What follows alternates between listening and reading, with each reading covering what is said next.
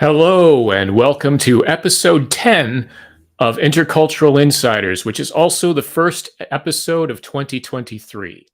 So, my name is John McGraw, and I help expats and newcomers feel confident in their new country in less time and pain. I am the founder of Hyaku Coaching, which is dedicated to helping you create your pathway to success in a new culture. And the purpose of Intercultural Insiders is to share the stories of people with intercultural experiences. So if you're feeling isolated or lost, you can hear something that from the guests' experiences that could help you, even if it's just a reminder that you're not alone. And I know it's a bit late, but Happy New Year. So I'm very excited to bring to you a new year of new guests to share their experiences, including today's guest, Shahzad Gidwani. But before we get into that, I have a bit of a reflection upon a past situation where I missed an opportunity to cultivate a relationship. This was when I was working at an ESL school here in Toronto. One of my colleagues, one day, one of my colleagues who is a Canadian of Chinese descent, suddenly invited me out to dinner with her and her husband, who is born and raised in China and had moved to Canada recently. And to be honest, I was a bit surprised by the invitation because we had had some conversations at work, but we didn't really know each other that well. There are a couple of things. One, I'm an introvert by nature, and also in Canada, there's often a sharp divide between work life and personal life. So we're often friendly to each other, but it's not so common that we would necessarily associate outside of work. That's generally common in Canada. So in the situation, I wanted to be polite, so I agreed. And during the meal, the husband kept making different statements about the importance of friendship and how wonderful it was. And well, I agreed, of course, friendship was important, but I was on my guard because I was wondering where exactly was he going with this? So the meal ended, and then they invited me out for dinner again. And wanting to be polite, I, of course, went out again. And after some time with this second meal, he came out with a business proposal, which was to start an online tutoring service to help Chinese students improve their scores on English exams. And this sounded interesting to me at the time, but I wondered why they hadn't mentioned it in the beginning. And I was a little bit concerned about that. Were they trying to take advantage of me in some way? Why hadn't they just gotten straight down to business and been open about that right away? I wondered. So now that it was focused on business, and I was on my guard because of the situation, I decided to be very focused and businesslike. So I wanted to negotiate so that I could get the maximum return from working as a tutor for their business. And I justified it as being a smart business person. I was being very, I think in some ways, very cold and very focused in my communications. So it changed a little bit from how I'd been communicating before. And in the end, the relationship fell apart. And there were two things that I took away from that. One, I lacked awareness. And two, I was being judgmental in the situation. Now, I wasn't aware of this at the time, but in Chinese culture, there's this concept, and I apologize for any Mandarin speakers out there for my pronunciation. There's this concept of guanxi, which is about personal trust and building strong relationships so that two people can do great business together. And I was also judgmental because I didn't immediately understand this approach, this more personal approach of building personal relationships before going into business. And I judged it from a negative place of Canadian, well, okay, we separate business and pleasure, or personal life and professional life.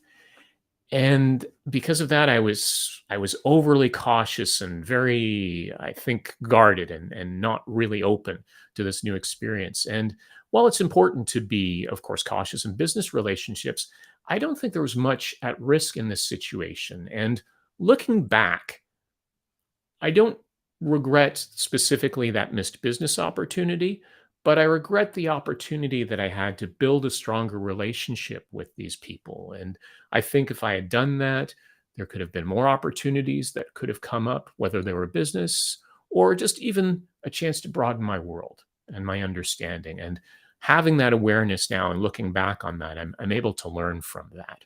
And that's really what Hyaku coaching is about. It's the opportunity to help you raise your awareness so that you're open to those opportunities when they come, whether it's being more open in a culture which is more about building personal relationships, or understanding when you're in a culture that's a bit more focused and business-like and separating business and pleasure, understanding that the people aren't being cold, it's just the way they do things around here, so that you can get those opportunities and have long-term success.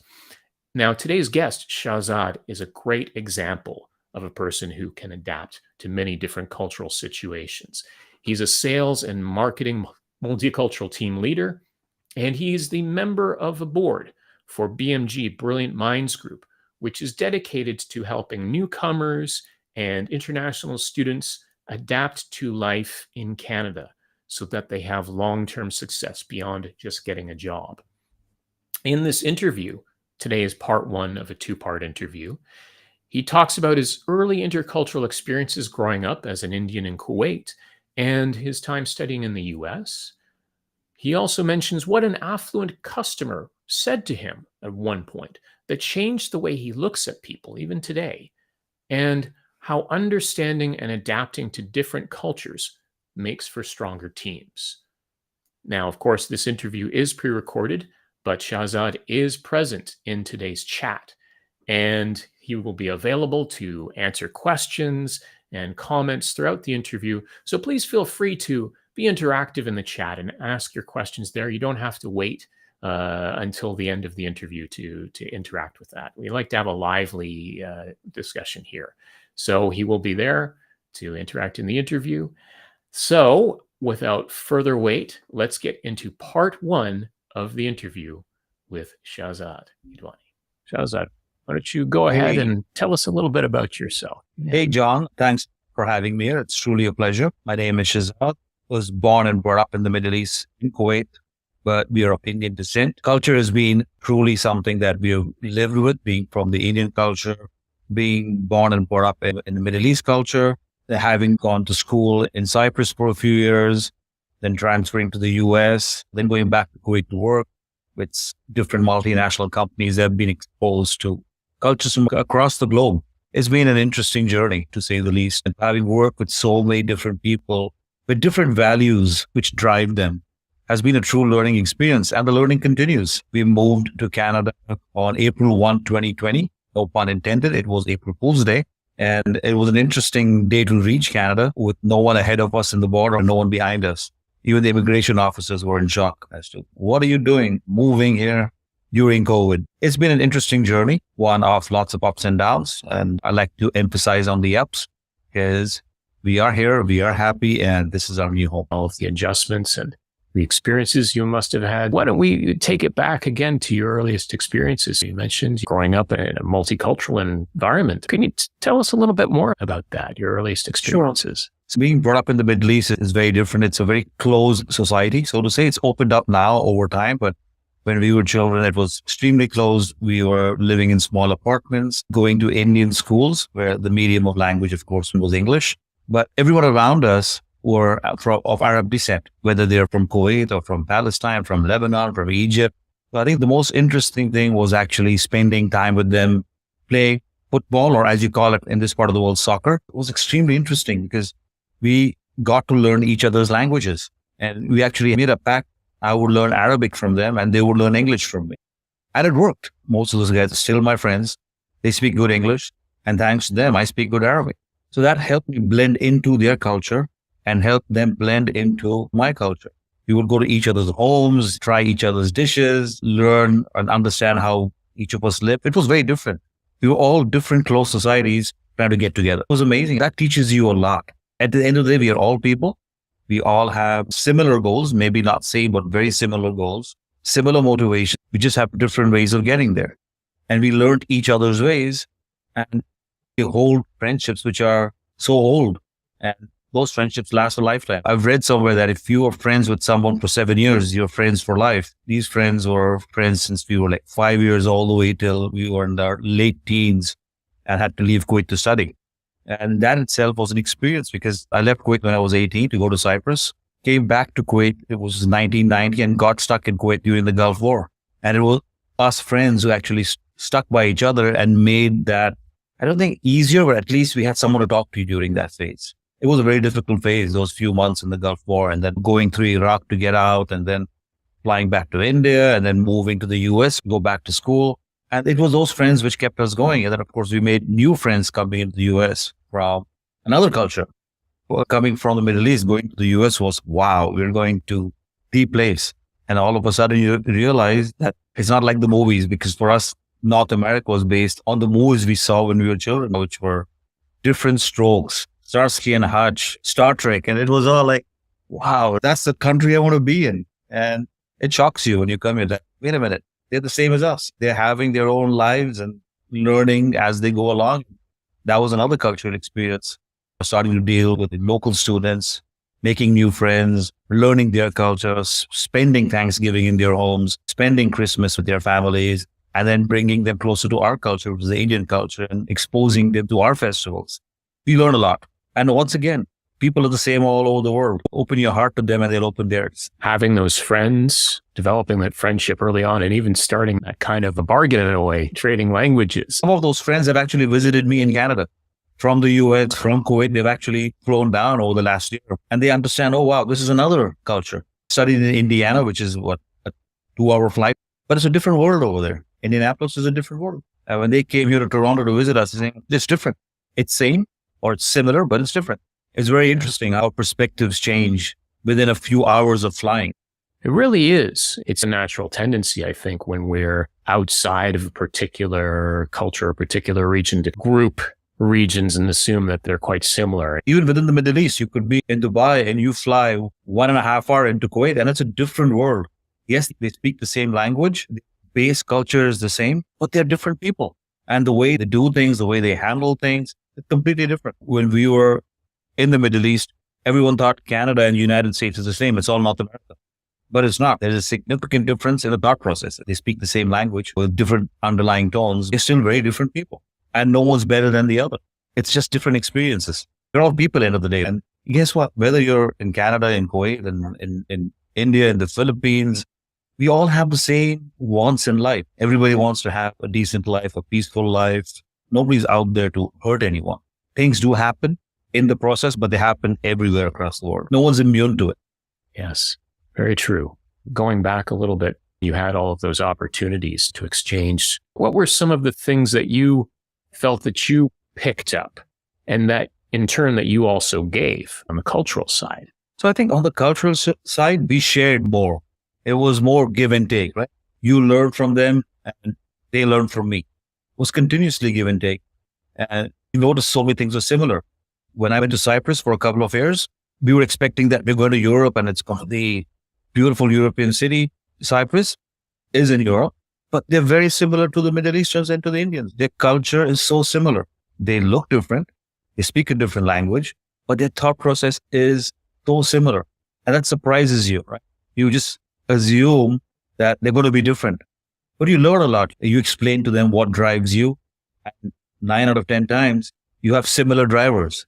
You just have different modes of getting to that destination, but the destination is usually the same. And I think that's what people across the globe, whether I was spending time in Sweden or in Switzerland or in France, we all have similar drivers. The drive to find peace and to be successful in what you do. No one wants to fail towards their goals. And culture, I think, helps you get to those goals.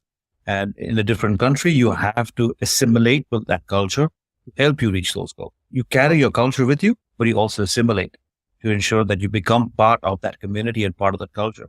And that's what I learned the most. The more I would be willing to understand them, the more they will be willing to understand me. And that's how we found common ground.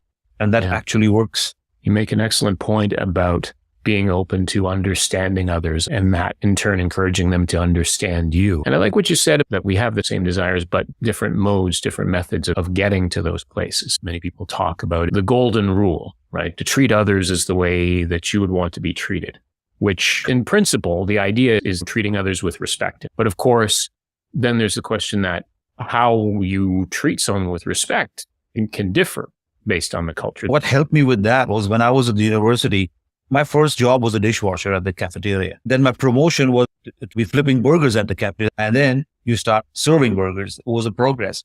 But if you understand how it feels to do all different kinds of jobs, be it washing dishes or cleaning the grease trap, taking the grease out at 3 a.m. and smelling like a hamburger for the rest of the night, it teaches you a lot. It humbles you that you actually grow from that position to wherever you reach. It teaches you dignity of labor. It helps you understand how that person gets his daily bread. I think it was another experience what I had was I was working at a small airport and I addressed someone by, "Thank you, sir, for using our services." And he turned around and said, "Why did he call me sir?" That you work 8 hours a day and I work 8 hours a day. I just happen to get paid more than you. That doesn't make me better than you. And that stuck. And this guy, he was an affluent person. I didn't know who he was then, but after he left, I was told who he was. That humbled me. It was like, wait a minute, if he can say that, that means he's been through so many different stages in life that he values every person on the chain. I think that is what we need to keep reminding ourselves, that we didn't get here overnight. Most of us have worked our way up. So we have been through each of these processes. I think the differentiator for me is that I've been through these processes in multiple cultures. So I probably understand how each person feels. At the end of the day, it's a feeling that keeps them going. It's what drives all of us. I think that really stuck with me, and that changed the way I looked at people that point onwards. And this was when I was like 20 years old. And every time I'm going to step out of line, I remind myself of that phrase. That, wait a minute, you have to remember where you started from, because it takes 10 seconds to go back there. Nothing in life is guaranteed. You can get pushed away, pushed down in a heartbeat. It was a 3-minute discussion, which actually changed the way I look at people. To get to where you are now and being able to remember that, most importantly, as you said, being able to treat others in a good way as well, with respect. In that sense, that's quite admirable. I love the statement on the mirrors, right? Objects in the rearview mirror are closer than they appear. That says a lot about your life. You may be going really fast, but what's behind you is not going away. It's there. It's a small little mirror. That's where the windshield is bigger than the mirror. You have to concentrate on what's ahead of you, but never forget where you came from. Because that's what's built you, right? That's what builds character. That's what builds a person, is what you've learned through your life experiences. A mix of good and bad, right? I've had some great experiences. I've traveled the world. I've had the best cars. But those are all things. They're all physical things which can be taken away from you in a heartbeat. But what you learn can never be taken. And that comes from culture. All the different cultures that you learn from. And they all talk about the same thing, right? It's what you learn that takes you ahead. It's not what you have. Getting into your story of how you got from there to here, what was your journey like from there, getting into what you're doing now in the marketing side of things? I got my degree in marketing. At the end of my education, I wanted to move from a job to a career. A job is what puts food on your table. A career will do the same, but that's where you're going to grow. I thank my co-op department at the University of Indianapolis, who exposed me to the world of telecom. My first co-op was at AT&T in Indiana. And that was my springboard when moving back to Kuwait. I joined Ericsson. My expectation was, I'm going back with a degree from the US. I'm going to get the best job, but you have to start at the bottom. And that's what I tell so many students that I speak to today, that you're going to start at the bottom. You have to work your way up, no matter what your degree is. That's a piece of paper. You have to prove yourself. I started as a sales representative selling handsets. That was my day-to-day task. And I showed interest that I want to move. I want to get bigger. They gave me a challenge. They said, right, from handsets, start selling telephone systems, small systems for your home, for your office. So that was like a promotion for me, where I started talking to mid-senior position people, start making connections. And then the fact that I spoke multiple languages helped me build those connections. I understood their culture because I learned all that through the years.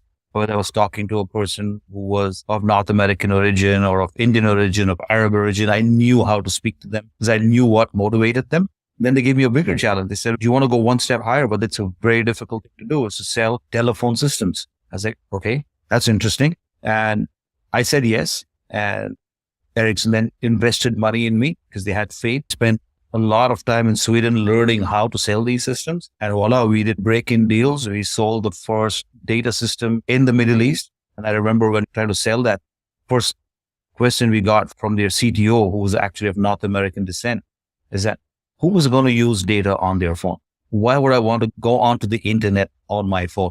And that's what I had to sell. I sold a GPRS system where the data speeds were at 28.8 kbps. Now we're talking about gigabit speeds, but 28.8 was wow. And we had this whole discussion as to why would anybody want to go on the internet on their phone? This was the discussion, and we sold it. And look where we are today. None of us can live without internet on our phones. And I'm still in touch with that gentleman who's back in the US. And I remember the discussion we had, who is going to use data on their phone?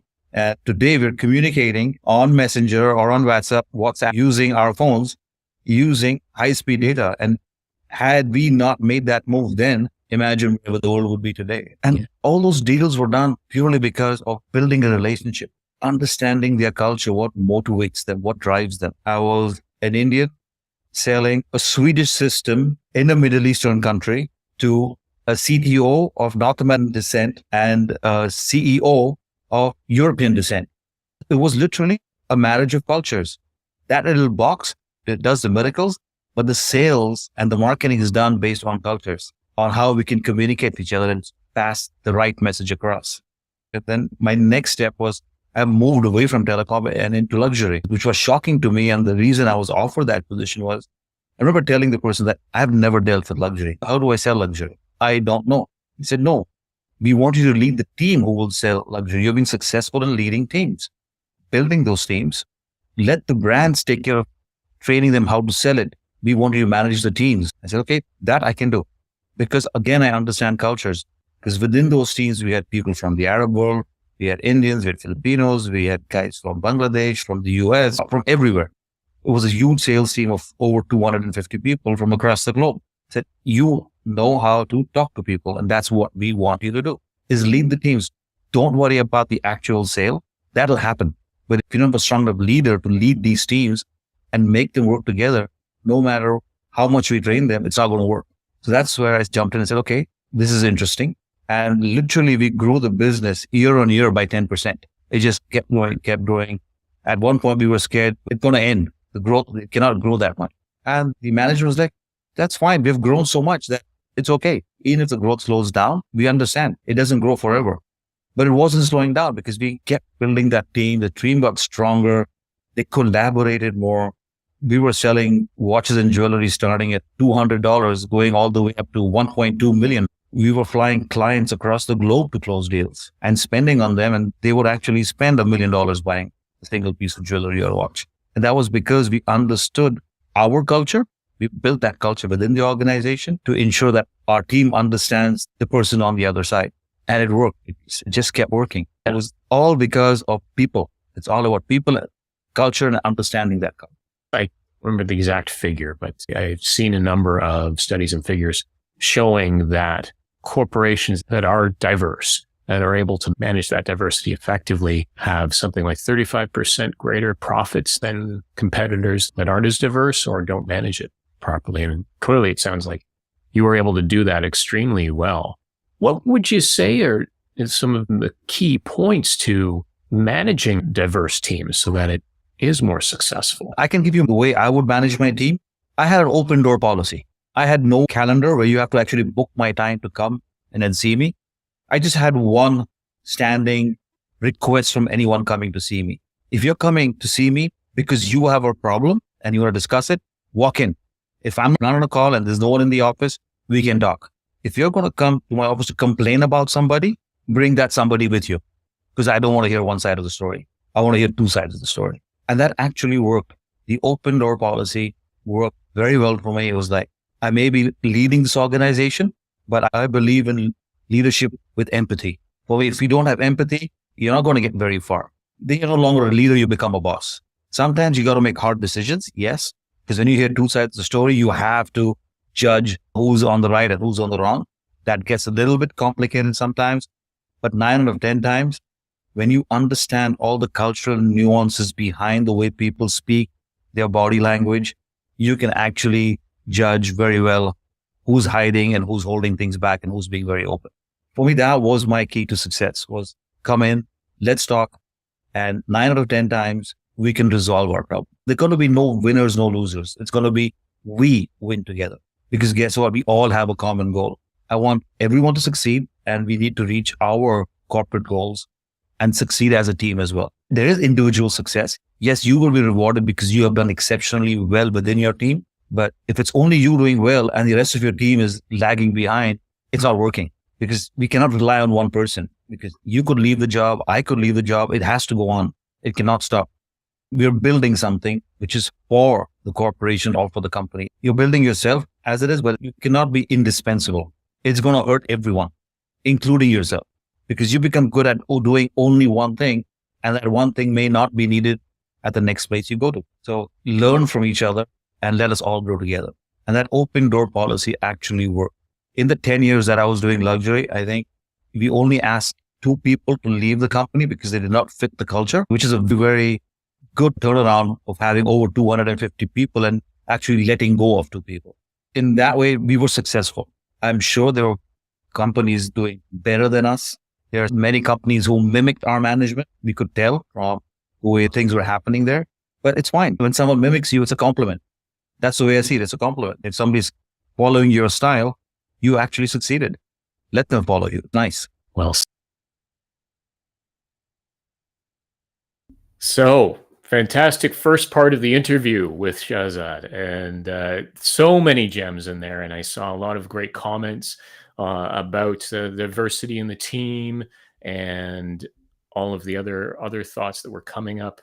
Very, very powerful interview. And of course, the second part of the interview is going to be coming up next week on the show, where we'll have the same time, Wednesday, January 18th, from 12 to 12:30 p.m. Eastern Standard Time. And in that second part, Shahzad will talk about handling conflict within teams, the power of being curious rather than judgmental, which I mentioned, of course, at the beginning as well, and a great way to learn how to live and work in Canada. Yeah, and I can see some comments as well in the chat here as well.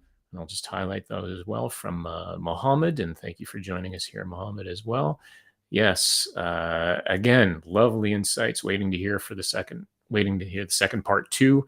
Yes, and I'm excited to bring that as well, as Shahzad is too, so you can see here.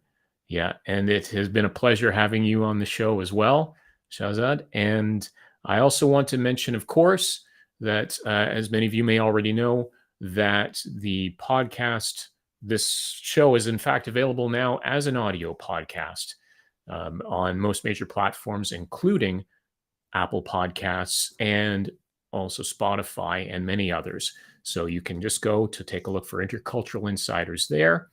And again, all of the past episodes are up, and this episode will be available as an audio podcast coming up on Monday. And that's going to be the usual pattern. The live stream is on Wednesday, and then the audio podcast is on Monday. So you can watch it, you can listen to it. There are so many opportunities. And if you watch or listen to it, please feel free to leave a review, to comment on it. So it's always nice to get some feedback. And it also raises the profile of the show. Just a quick comment from Hadi that we'll show here as well. Well said, Shahzad. I've known him in Kuwait since more than 25 years, and he always impressed me as a professional person. All the best. Nice. I'm wondering if he's one of the people he played soccer with back in the beginning. All right. Great to have you here, Hadi, as well. And again, lovely to have everybody here. Making this interactive as well. It's always a lively experience, but if you can't join in live, of course, plenty of options to watch it later. Always love to have the feedback. So again, a reminder for part 2 coming up next Wednesday. Join again for the live stream on LinkedIn Live or on YouTube. Looking forward to bringing the show to you then. And again, sharing all of the wonderful insights that Shahzad has shared with us and everything else that he will share later. So until then, keep navigating your way between cultures towards your goals. Thanks for joining in, and we'll see you next week.